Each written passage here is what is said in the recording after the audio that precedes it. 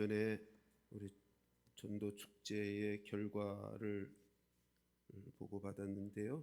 1부 예배에 6분이 참석했고 2부 예배에 87분이 참석해서 거기에는 자진해서 오신 분 5분 포함해서 총 94분이 오늘 새로이 오셔서 함께 예배를 드렸습니다. 그 외에 이름을 안 적으신 무명도 여러 분 계시다, 그렇게 확인되고 있습니다.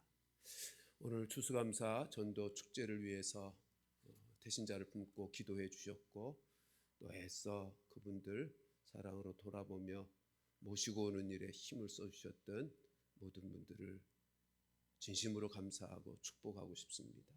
그리고 곳곳에서 참 수고로이 준비하는 과정들이 참 많았는데 모든 분들이 다 힘을 모아서 이 귀한 사역에 헌신해 주신, 수고해 주신 모든 분들에게도 동일하게 축복하고 감사를 드립니다. 우리 모두 수고하셨습니다.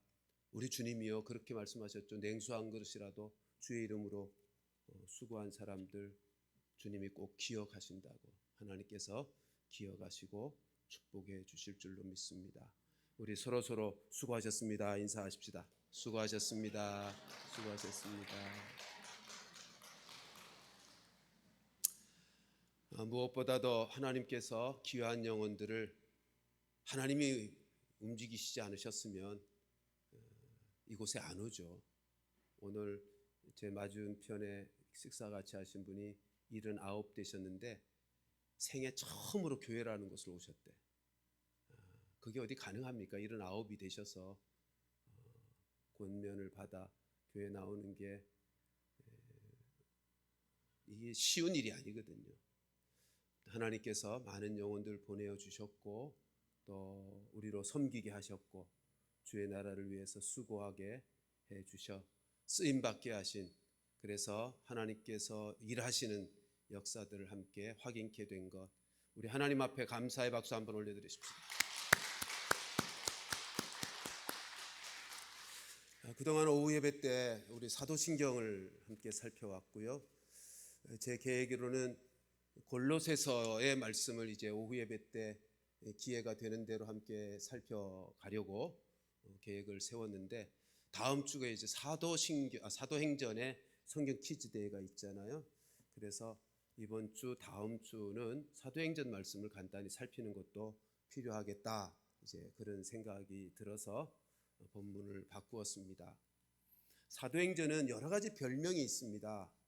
교회행전, 왜냐하면 사도행전을 쭉 읽어가보면 교회가 계속 확장되어 세워지고 있으니 교회행전이라 그렇게 말합니다. 그 일을 사도들이 이루어져 갔기 때문에 사도행전이라고도 하는 거죠. 또한 사도행전을 전도행전, 선교행전이라고도 합니다. 복음이 예루살렘에서부터 사마리아 땅끝까지 계속 확장되어 복음이 전파되는 기록이기 때문에 전도, 선교행전이라고도 합니다.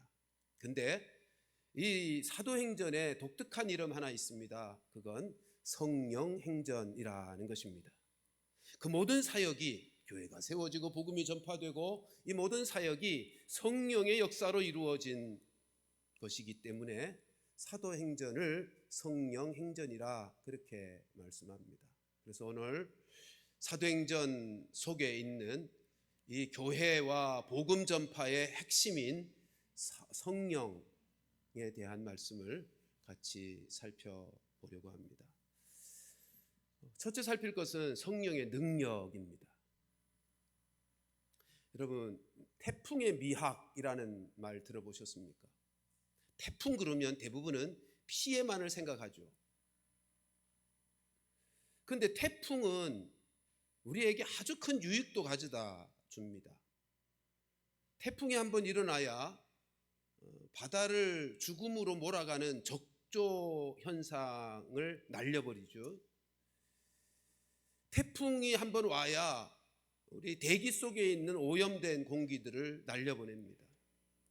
그러니까 태풍이 오면 바다를 한번 뒤집어 놓기 때문에 생명력을 높이는, 그래서 태풍의 미학이라고 하는 표현을 쓰곤 합니다.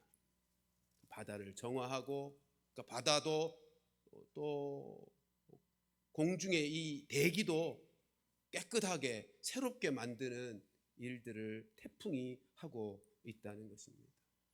똑같이 성령의 바람, 오순절 성령 강림은 성령의 태풍이라고도 말할 수 있는데, 성령의 태풍으로 말미암아 놀라운 새로운 변화들이 일어나게 되죠.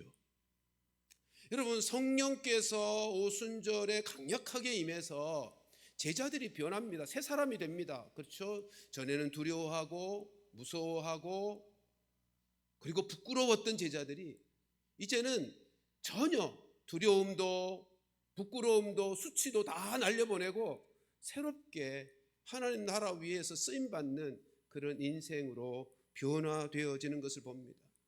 제자들 속에 있었던 어두움의 그림자들, 죽음의 그림자들은 다 사라지고요, 생명의 놀라운 빛을 저들 가운데 비추어 전혀 새로운 인생으로, 그리고 새로운 공동체를 세워가게 되는 것을 볼 수 있습니다. 무엇보다도 성령의 그 태풍은 제자들에게 임한 이후로 그들이 사실은 시골 어촌의 촌뜨기들이었잖아요. 근데 역사의 주역으로 등장합니다. 사실 진시황도 이루지 못했고, 로마의 시저도 이루지 못했고, 마게도냐의 알렉산더 대왕도 이루지 못했던 세계를 정복하는, 무엇으로요? 복음으로 세계를 정복하는 꿈을 이루겠다고 나서는 역사의 주역으로 변화되어집니다. 그러니까 하나님의 나라는 성령의 능력으로 시작된 역사입니다. 기독교의 새 역사는 성령으로 이루어지는 역사인 것입니다. 베드로 사도만 봐도 그렇잖아요. 성령이 임한 다음에 베드로는 더 이상 비겁한 사람이 아닙니다. 계집종 앞에서 예수님을 모른다고 부인했던 그런 모습의 인생이 아닙니다. 겁에 질려 있고 초라한 그런 베드로의 모습이 더 이상은 아니더라는 거죠. 다른 제자들도 마찬가지잖아요. 전에는 죽음이 두려워서 문을 꽁꽁 걸어 잠그고 있었던 제자들인데, 이제는 로마 시내 한복판에 담대하게 나가서 예수님의 죽으심과 부활을 외칩니다. 종교제자들이 저들을 붙잡아서 공갈을 치고 죽이겠다고 하는데도 결코 물러서지 않고 두려움 없이 복음을 전파하게 됩니다. 저들은요, 이젠 더 이상 죽음을 두려워하지 않는, 복음을 위해서라면, 예수님을 위해서라면 자신의 생명을 초계와 같이 버릴 수 있는 용장들이 되었습니다.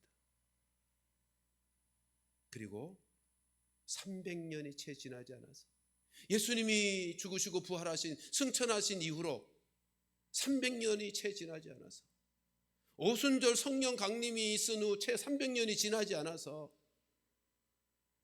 기독교를 그렇게 박해했던 세계에서 가장 강력한 로마라고 하는 나라가 그들 앞에 무릎을 꿇게 됩니다. 여러분, 도대체 무엇이 그런 겁쟁이 제자들을 그렇게 두려움이 없는 담대한 인생으로 변화시키는 것이고, 무엇이 저들로 능력 있는 사람을 만들어낸 것입니까? 도대체 무엇이 역사의 흐름을 그렇게 뒤바꿀 수 있단 말입니까? 딱 하나요. 성령의 능력입니다. 좀 더 자세하게 생각하면, 여러분, 제자들 한번 생각해 보세요. 3년 동안 예수님을 따라다니면서 예수님에게서 직접 말씀을 배우고 훈련받았어요. 예수님이 행하신 이적과 능력들을 친히 목도했어요. 그런 제자들, 거기다가 죽으신 예수님만이 아니라 죽으셨다가 3일 만에 부활하신 예수님도 만났잖아요. 그런데 부활하신 예수님을 만났음에도 제자들의 모습은 어떠했다고요? 자기들의 일상으로 돌아갔어요. 나 고기 잡으러 간다. 그리고 갈릴리 바다로 갔다고. 그들은 참으로 많은 것들을 보고 배웠고 경험했어요. 예수님의 12제자들만큼 제자훈련 잘 받은 사람이 또 누가 있겠어요? 그럼에도 불구하고 두려워했고 무서워했고 원위치로 돌아가는 그런 연약한 인생의 모습 보여주고 있습니다.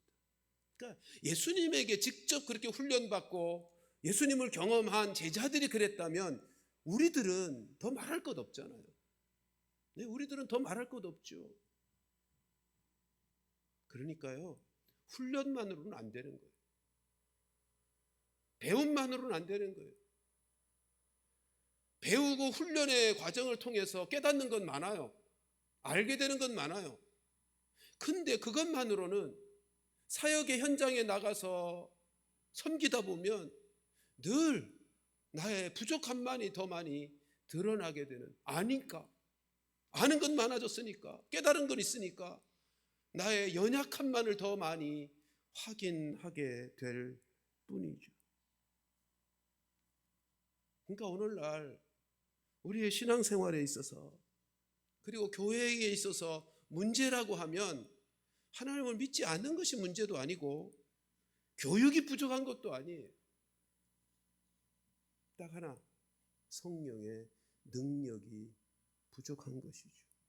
성령을 경험하지 못하는 것이 부족하고 그것이 우리의 신앙생활의 문제인 것입니다. 여러분, 성도를 성도답게, 제자를 제자답게, 교회를 교회답게 만드는 것은 오직 성령의 역사입니다. 오직 성령의 역사. 교회는 성령으로 시작이 되었고 성령의 능력으로 확장되고 부흥하고 성령의 능력으로 그 교회의 교회다움을 세상 앞에 드러낼 수 있게 되는 것입니다. 그러므로 우리는 성령을 사모해야 합니다. 성령 충만을 구해야 합니다. 너희는 성령을 구하고 찾고 두드리라고 하물며 좋은 것 성령을 주시지 않겠느냐고.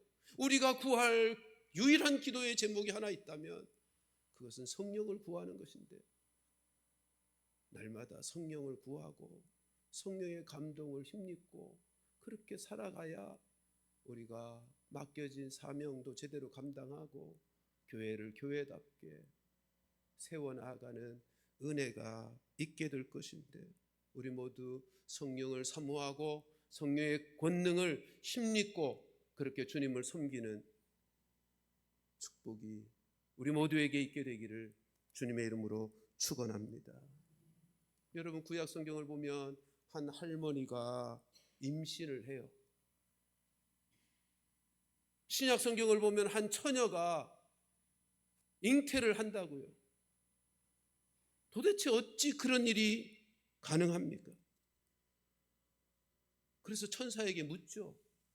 어찌 이 일이 가능합니까? 우리 천사가 한 대답이 뭐죠? 하나님, 네? 하나님은 능치 못하심이 없느니라. 그게 천사의 대답이었어요.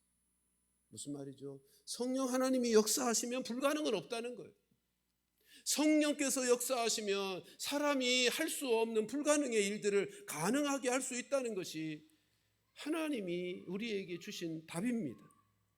그러므로 성령은 권능의 영이에요. 권능의 영.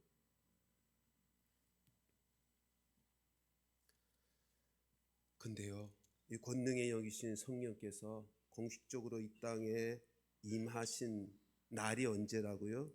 오순절이에요. 오순절. 오순절 날에 성령이 임하셨습니다. 근데 오순절 날에 어떤 상황에서 임했죠? 오늘 본문 1절 말씀을 같이 보실까요? 1절 말씀 같이 읽습니다. 1절 말씀 시작. 오순절 날이 이미 이름에 그들이 다 같이 한 곳에 모였더니. 여러분, 성도들이 모여 있을 때 성령이 임하셨습니다. 그럼 천국 공동체를 세우는 일은요, 오직 성령께서 하시는 일인데, 성령께서 언제 임하셨는가 하면 모여 있을 때, 성도들이 함께 모여 있을 때입니다. 성냥불을 하나 이렇게 켜면 우리 작은 입김으로도 꺼지죠. 후 불면 꺼져요. 그러나 이 불들이 모여서 불길이 되고 나면 바람이 불면 불수록 더 강해지죠. 끌 수가 없습니다. 불길이 되면. 태풍도 그렇고 불길도 그렇고 모여서 그 불길을 만들어내면, 그 큰 바람을 만들어내면 세상이 감당하지 못하는, 그러니까 그리스도인들의 힘은 어디서 나오는가 하면 함께 잘 모이는 데서 나와요. 왜냐하면 함께 모이는 그곳에 성령께서 역사하시기 때문입니다. 구약성경도 마찬가지예요. 미스바 회개운동도 백성들이 다 모였을 때 일어난 역사예요. 에스라 시대의 그 부흥운동도 성도들이, 그 이스라엘 백성들이 다 이렇게 모여 있을 때 일어난 역사예요.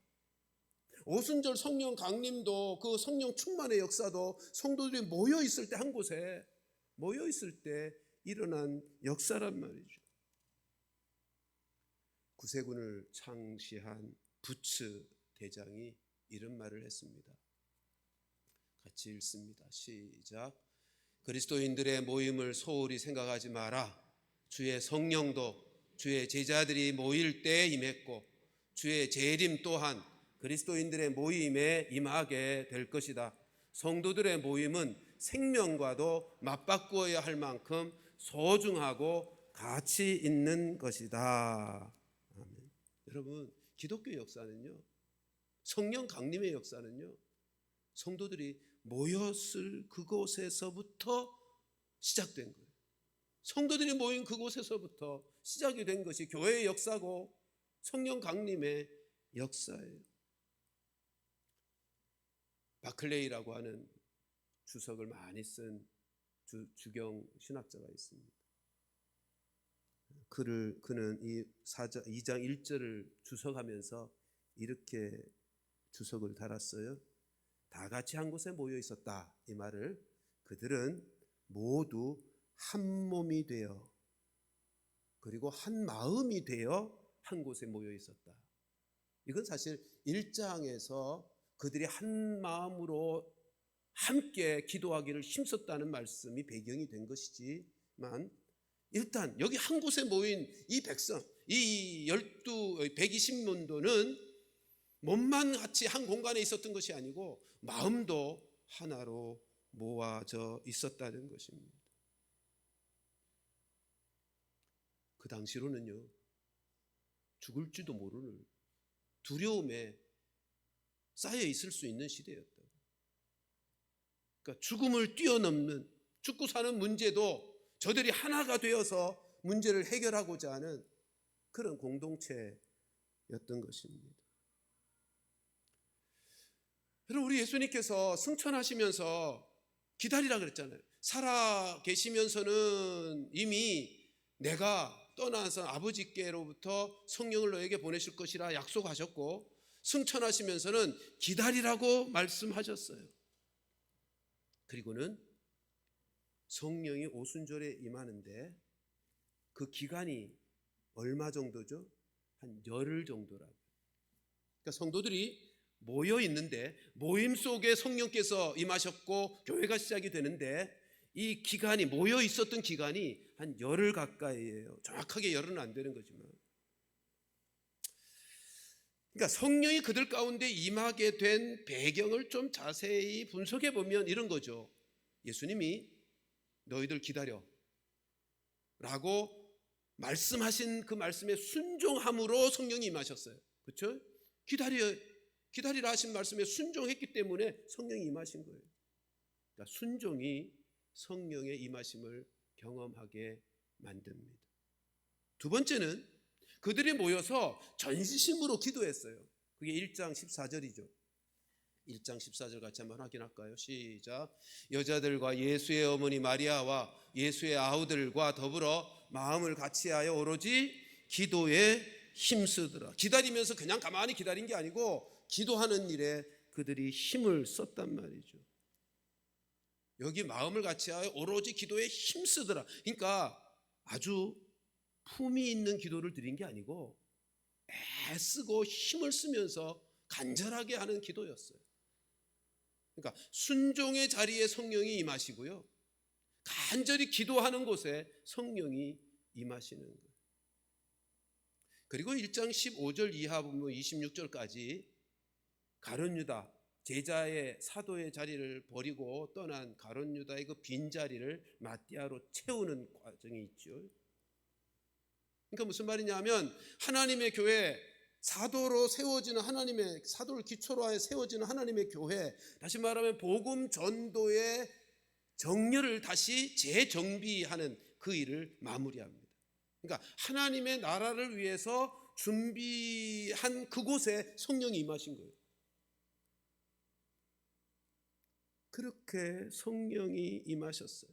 근데 얼마의 기간이요? 열흘 가까운 기간. 한번 질문할 수 있지 않아요? 아니, 즉시로 성령을 주실 수는 없었는가? 왜 열흘씩이나 기다리며 기다리게 하셨는가? 여러분, 그 시간 꼭 필요했기 때문이죠. 구약에서부터 오순절 날이기 때문이기도 하지만 승천하시면서 열흘 가까운 시간 그들로 모여서 함께 있도록 한 그 시간이 성령 오심에 필요한 준비하는 시간이었기 때문인 거예요. 그들이 모여서 뭐 했을까요? 회의하고 있지는 않았을 거예요. 세미나하고 있지는 않았을 거예요. 기본적으로 열흘 동안 있었으니 함께 먹었겠죠. 함께 잠을 잤겠죠. 함께 기도했죠. 함께 삶을 나눈 거예요. 열흘 동안 성령의 오심을 기다리면서 그들이 한 일이 뭐냐 하면 얼마 전에 말씀드린 진정한 코이노니아가 이루어졌다고요. 진정한 성도의 교제가 이루어졌다고요. 같이 먹고 같이 자고 같이 생활하면서 삶을 나누면서 그곳에 성령이 임하신 것입니다. 진정한 가족 공동체로 준비되어 있는 그곳에 성령께서 임하시게 된 것입니다. 그게 복음을 증거할 수 있는 준비된 모습이에요. 이런 거 생각하면요, 성도의 모임 자체가 귀해요. 성도들이 함께 모이는 그 모임 자체가 귀하다고요. 귀한 이유는 분명하죠. 마태복음 18장 20절 말씀 같이 한번 읽습니다. 시작. 두세 사람이 내 이름으로 모인 곳에는 나도 그들 중에 있느니라. 예, 성도들의 모임 자체가 귀하고 중요한 이유는 성도들이 모인 그곳에 주님이 함께 하시니까, 성령으로 함께 하시니까. 오순절 성령 강림도 함께 모여서 진정한 교제가 이루어지는 그곳에 성령께서 임재하셨고 충만히 역사하신 것처럼 성도들이 모이는 그곳이 그 자체로도 귀하고, 성도의 진정한 모임은 그렇게 진정한 영적인 교제를 나누며 성령의 강림이 있을 때 그것이 복음을 전파할 수 있는 주님이 이 땅에 세우신 참된 교회의 모습을, 교회의 사명을 감당할 수 있게 되는 것입니다. 그렇게 성령이 임해서 진정한 하나된 가족 공동체를 이룬 그 교회, 성령 강림이 있어진 그 교회, 성령 충만이 이루어진 그 교회, 그 교회의 최종 결론이 뭐죠? 결과가 뭐죠? 2장 끝에 가면 44절부터 47절까지 저하고 한 절씩 나누어서 읽겠습니다. 믿는 사람이 다 함께 있어 모든 물건을 서로 통용하고 날마다 마음을 같이하여 성전에 모이기를 힘쓰고 집에서 떡을 떼며 기쁨과 순전한 마음으로 음식을 먹고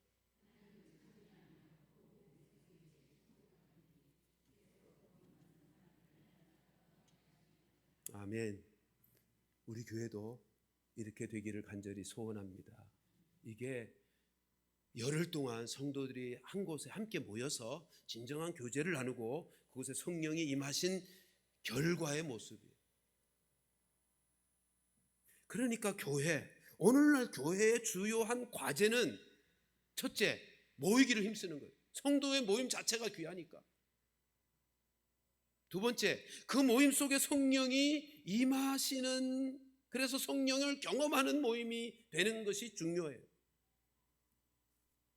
그럴 때 진정한 신앙 공동체, 천국 공동체, 복음 공동체가 이루어지게 되는 것입니다.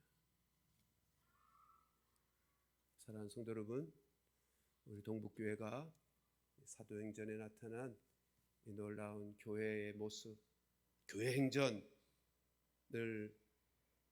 이렇게 명하며 우리 동북교회가 이 모습 갖추도록 우리 모두가 모이기를 더욱 힘쓰는 우리 모두가 되기를 주님의 이름으로 축복합니다. 모임이 있을 때마다 진정한 교제가 이루어져서 성령의 강림이, 성령을 경험하는 참된 영적 모임 이루어갈 수 있기를 주님의 이름으로 축원합니다. 그럴 때 이 지역사회 또 이 민족을 섬길 수 있고 열방을 복음으로 섬길 수 있는 능력의 교회가 될 것입니다. 꿈을 꾸는 거예요. 이럴 때 꿈을 꿀 수 있고 꿈을 현실화시킬 수 있는 거죠. 주님이 주신 그 꿈, 예루살렘을 벗어나고 사마리아를 벗어나고 유대, 사마리아 땅끝까지 복음을 전파하고 주의 나라를 세우는 일에 쓰임받는 교회로 세워지는 꿈을 꾸는 거예요. 우리 동북교회 교회인 우리 모든 성도들이 이렇게 모이고 성령의 은혜를 사모하고 성령의 역사하심을 힘입어서 꼭 그렇게 쓰임받게 되는 축복이 이루어지기를 주님의 이름으로 축원합니다. 기도하십시다. 하나님, 우리 안에 진정한 교제가 이루어지게 하옵소서.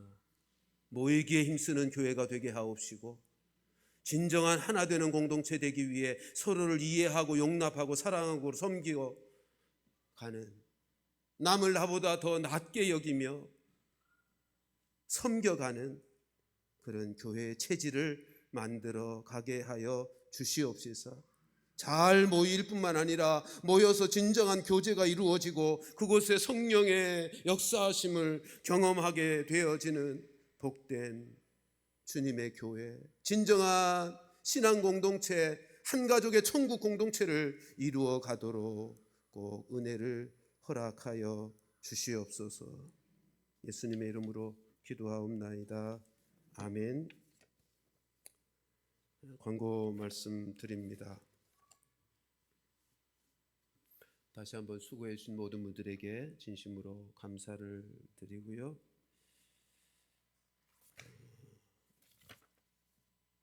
우리 오남전도의 원래는 다음 주로 연기가 되었죠.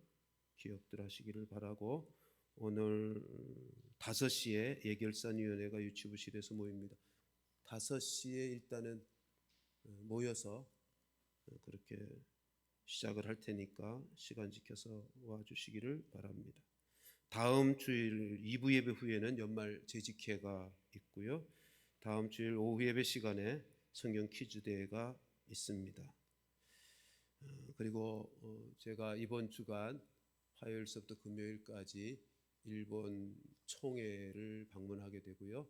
또 일본에 우리 교단에서 파송한 선교사들을 격려하는 방문들이 이루어지게 됩니다. 계속 이렇게 좀 이동하는 시간이 많은데요. 여러분들께서 기도해 주시기를 부탁드립니다. 우리 다 함께 일어나셔서 마지막 청소 함께 하시겠습니다.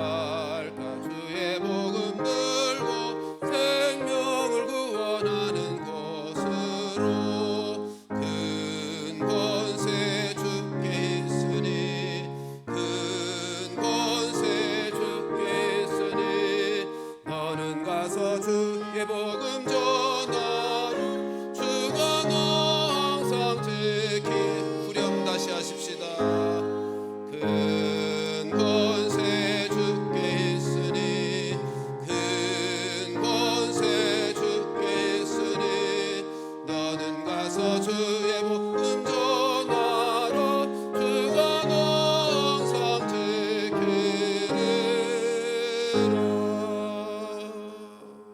지금은 우리 주 예수 그리스도의 은혜와 하나님 아버지의 크신 사랑과 성령님의 교통하심이, 성령의 능력을 믿으며 성령의 공동체인 참된 신앙의 공동체 교회를 세워가기 위해 모이기를 힘쓰고, 모였을 때 성령을 사모하고 성령의 역사하심을 힘입어 늘 함께 성령 안에서 위대한 하나님의 역사를 함께 이루어가며 마지막 때 복음을 위해서 귀하게 쓰임받는 교회 세워가기 원하는 사랑하는 모든 성도들, 그리고 저들의 가정과 이 제단 위에 이제로부터 영원토록 함께 있을지어다. 아멘.